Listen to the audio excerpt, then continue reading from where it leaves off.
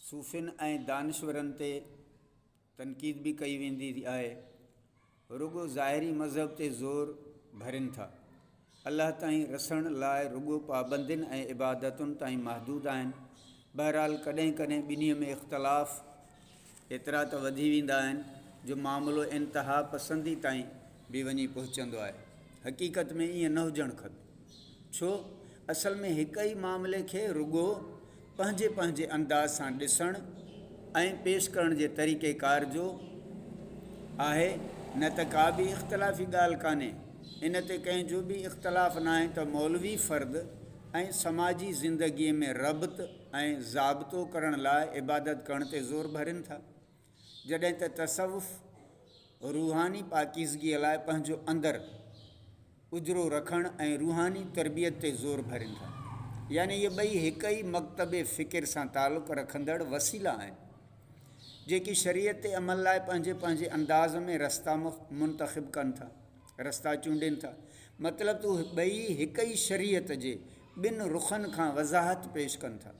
इहे ॿई हिक ॿिए खां कतई धार न आहिनि। सूफ़ी बुज़ुर्ग हुजे या मौलवी हुजे या आलिम सगुर हुजे, ऐं न ई हिक ॿिए खां सवाइ हली सघनि। हिकु तरीक़ो माण्हुनि खे उहो सेखारण लाइ आहे त इबादत लाइ केतिरी पाकाई जी ज़रूरत आहे ऐं रोज़ा कीअं रखिया वञनि, अल्लाह जे हुकमनि जी पैरवी कीअं कई वञे, ऐं ख़रीदारी खां वेंदे शादी वग़ैरह ताईं लाइ कहिड़ा ज़ाब्ता मुतयन आहिनि। ॿिए जो ध्यानु वरी इन्हनि हुकमनि जे आसान तशरीह करणु ऐं इबादत जा ॿिया असूल बयानु करण ते आहे त इबादत इंसान लाइ केतिरी लाज़िम ऐं मलज़ूम आहे, इंसानी वजूद ते उन जा कहिड़ा असर पवनि था ऐं माण्हुनि में कीअं काइनाती सोच पैदा करे खेसि कामिल इंसान बणाए सघिजे, जेका असली इंसानियत आहे।